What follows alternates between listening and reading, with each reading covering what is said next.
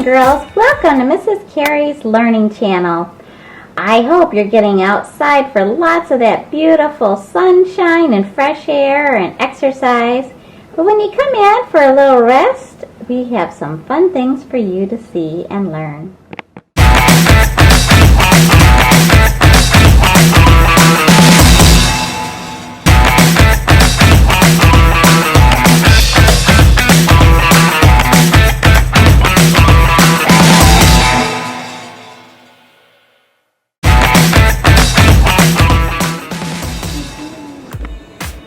Welcome to Mrs. Carrie's Learning Channel.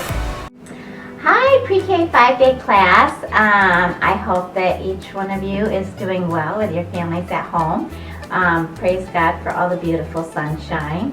I thought that we would start off with our weather song, and you can sing along with me if you are watching this. It goes, God made the sunshine warm and bright. God made the raindrops falling light. God made the gray clouds so we can see the sun. God made the wind blow, oh what fun. Anyways, I hope that you get outside to really enjoy your day, and that when you are spending some time indoors that you are studying your letter X packet. Letter X is not in a lot of words. I think most of us think about xylophone.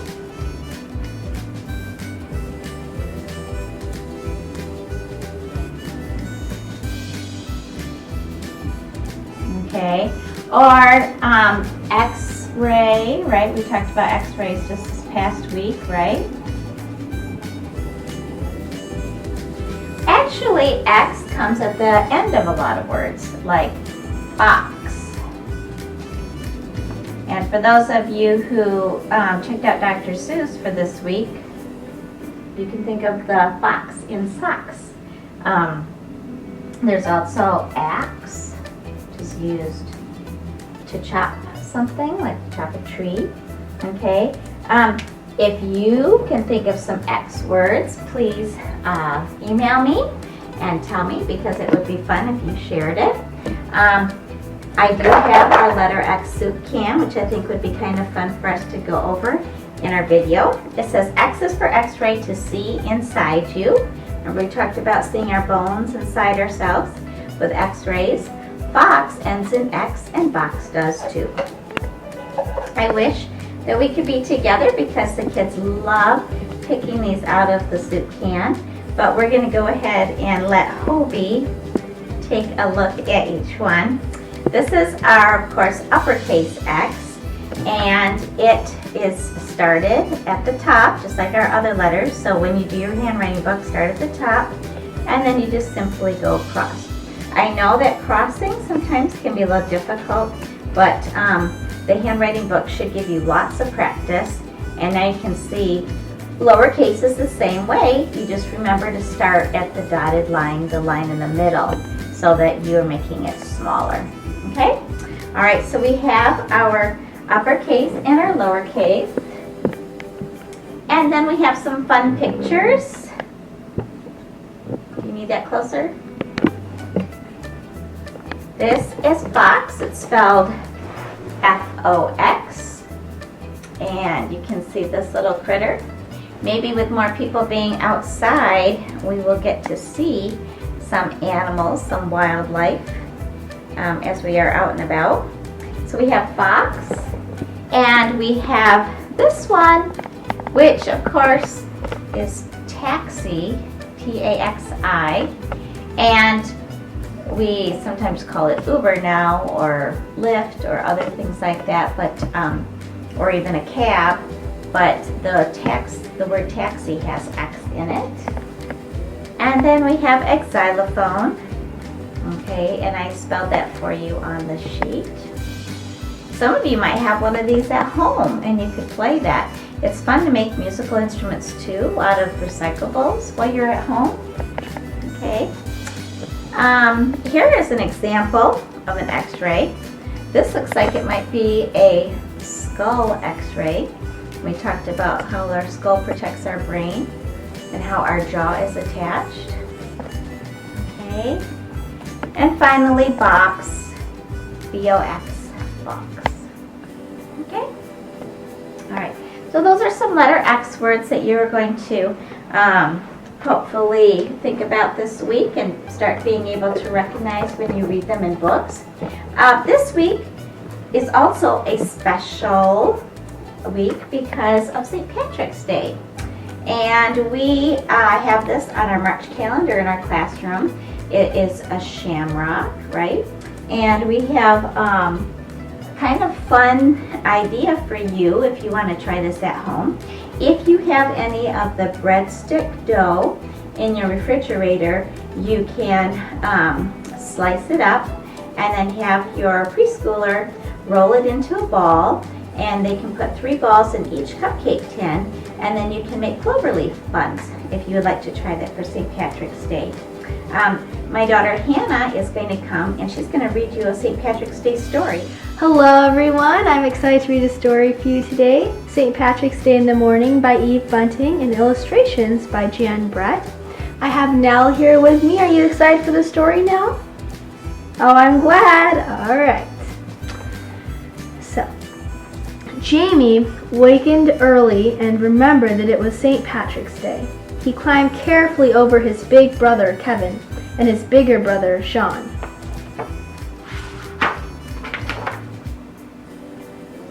The stairs were cold on his bare feet. The kitchen was too, and the fireplace full of dead ashes like chalk. Nell, the sheepdog, lay in the rocker. Here, Nell! Jamie tried to snap his fingers the way Sean did. Nell uncurled himself from the cushions. Jamie sat in the warm spot where she'd slept. St. Patrick's Day in the morning. The green sashes were laid out on the table. The big one was his dad's. The next biggest was Sean's. The next biggest was Kevin's. Their fringes were crusted with gold. There was no sash for Jamie. It's not fair, Nell, Jamie said. I want to walk in the parade too. They say I'm too small. That couldn't get to the top of Acorn Hill. But what do they know?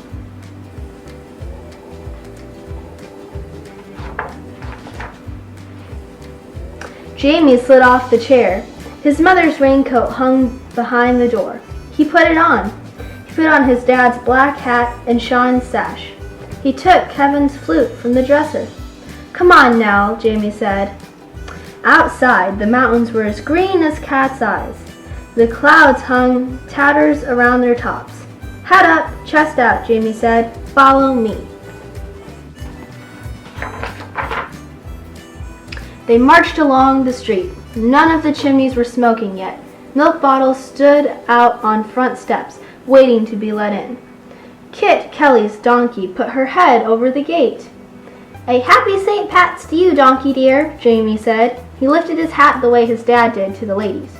Kit Kelly's donkey curled her lip. Silly donkey, Jamie said, what do you know? The sky was the color of his mother's pearl brooch, the one she wore on Sundays. Jamie marched down the middle of Main Street, past the shuttered shops.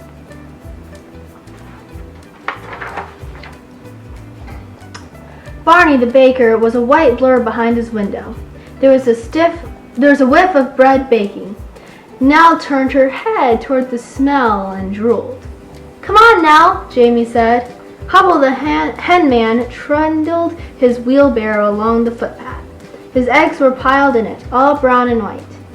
Good morning to you, Jamie said. I see your hens are laying well. It's a sweet corn and a sweet dog I feed them, Hubble said. Pick yourself an egg, Jamie. Jamie took a brown one off the top. It was still warm from the hen. Happy St. Pat's, Jamie said and lifted his hat. He put the egg safe in his pocket. Jamie and Nell walked under the arches that spanned the street. Jamie wet the end of the flute with spit like Kevin did.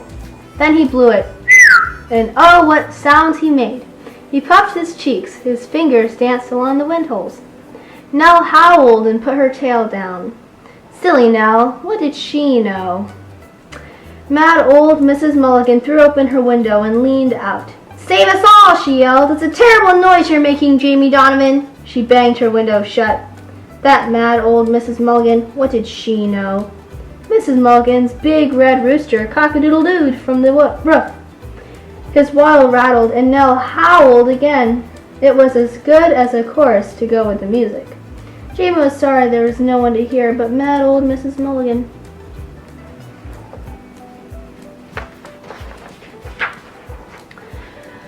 It was hard climbing up Acorn Hill with Jamie's breath going into the music.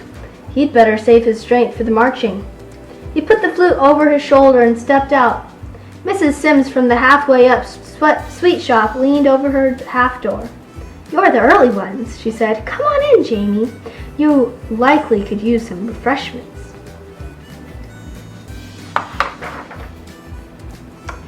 Jamie's head came to the level of Mrs. Sims' counter. Bottles of ginger ale stood on it. When he looked through them, everything was orange. Mrs. Sims gave him a bottle all for himself. She gave him a bun with a cherry on top, too. Nell let her tongue hang out and begged nicely. Mrs. Sims threw her 2 jelly beans. Jamie ate his bun. He put the ginger ale bottle in his other pocket, the one that wasn't carrying the egg. "Here's a wee flag for you too," Mrs. Sims said. "You can wave it later on." Jamie sniffed. Mrs. Sims was nice. But what did she know? Wasn't this a parade this very minute and him in it? He took the flag anyway. "We'll have to be getting on, Mrs. Sims," he said. "We've a brave bit still to go." "Aye," said Mrs. Sims. "You'll be saving a good place for yourselves, for the watching." Jamie nodded. "Come on now." The flute was getting awful heavy on Jamie's shoulder. He held the flag out in front of him. It was a very small flag, but it felt heavy too. "Don't be giving up now, Nell," Jamie puffed. "We're nearly there." They turned the sweep of Acorn Hill, and they were there. Jamie stopped. "Look, now!"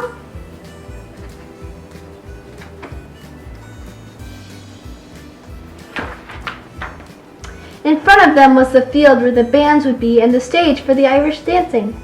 There was a green ribbon around the platform to keep the people off.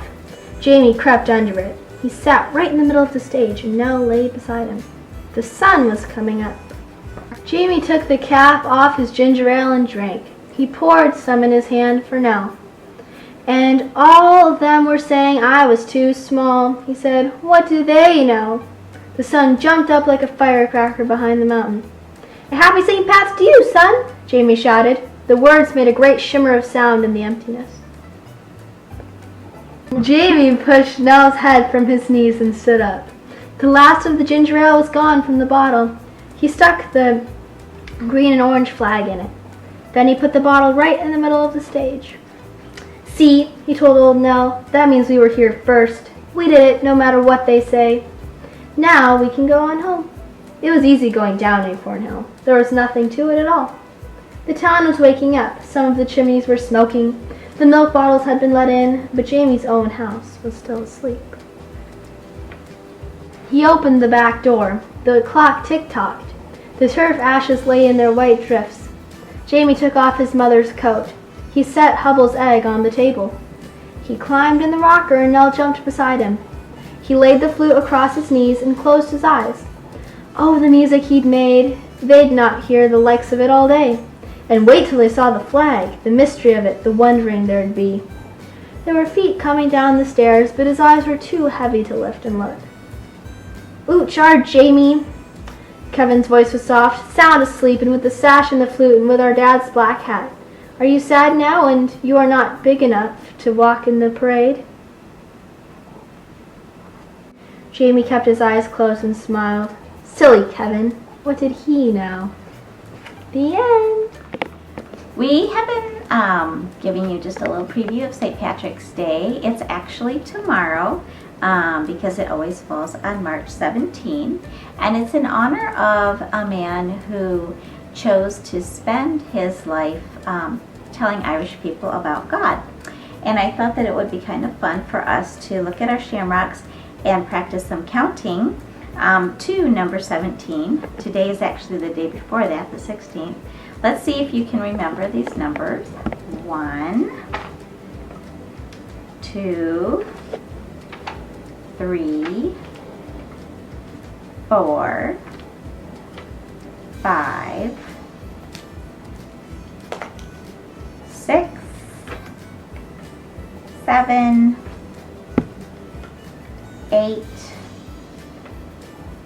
9, 10, 11, 12, 13, 14, 15, 16, and 17. So it'll be March 17 tomorrow, which is St. Patrick's Day. And my outdoor challenge for you is to see if you can find some clover leaves outside. They look a lot like this, okay? And then you can write down how many you find, okay? All right, so we also have been learning about letter X this morning, and we want to see where it falls in the alphabet, okay? It's going to take a while to get there. Let's see if we can say the letters. Ready?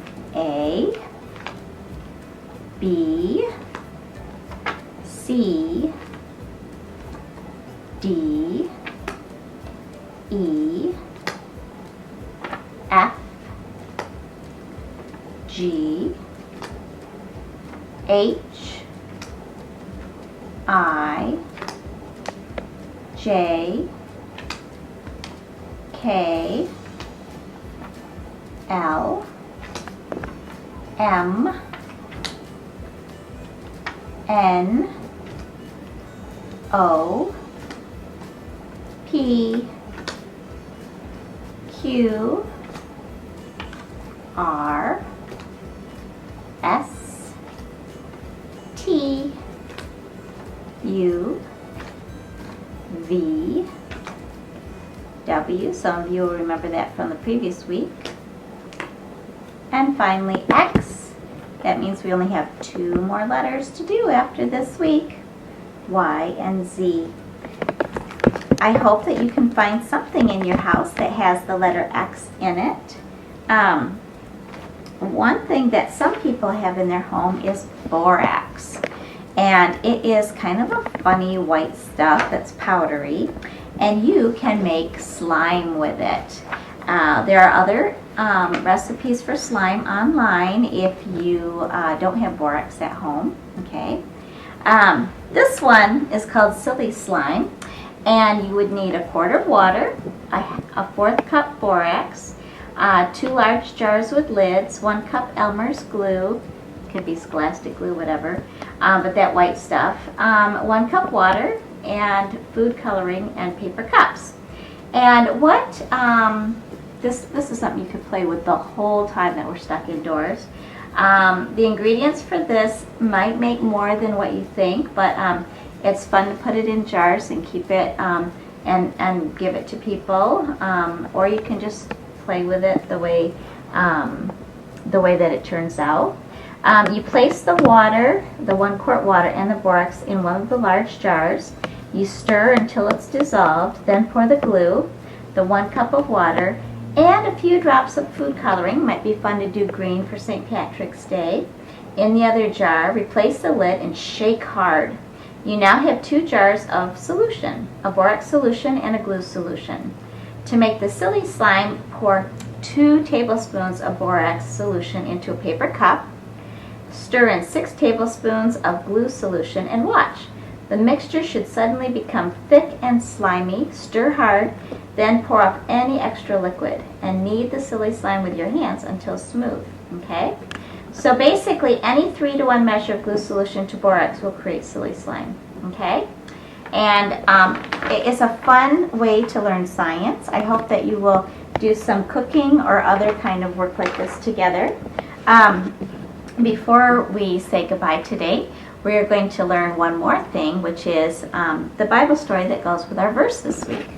Our new verse this week is Colossians 1:16, and it says that Jesus created all things in heaven, things on earth, things you can see, things you can't see.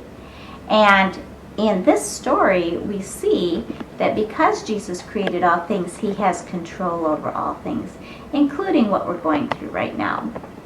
Jesus calms the storm. If you want to look this up at home, you can go to Matthew 8, Mark 4, or Luke 8. Jesus and his disciples climbed into a boat to travel across to the other side of the lake. Jesus was so tired that he lay down and fell asleep. Suddenly the skies darkened, rain came pelting down, and a fierce storm struck the lake. Huge waves tossed the boat, and the disciples were terrified that they would capsize. Jesus still lay sleeping. The frightened disciples went over and woke him up, begging him to save them. Jesus opened his eyes and looked up at them. "Why are you afraid? You have so little faith," he said sadly. Then he stood up calmly, his arms spread wide, and facing into the wind and rain commanded, "Be still." And at once the wind and waves died down and all was calm. The disciples were amazed. "Who is this man?" they asked themselves. "Even the winds and waves obey him." Well, of course, we know who he is, right? He's Jesus, the Son of God, and he calmed the storm. And I hope and pray that he will give us peace and calm during this time. So thankful for all the beautiful sunshine that we get to be out in this week. Well, as a little preview, on Wednesday, we'll be back with another video. It's going to be a story called E is for Evergreen. It's a Washington alphabet. I'm hoping that by getting outside, you will see some of the things that are in this book before I even read about them. Have a very blessed couple of days, and we'll talk again on Wednesday. Bye.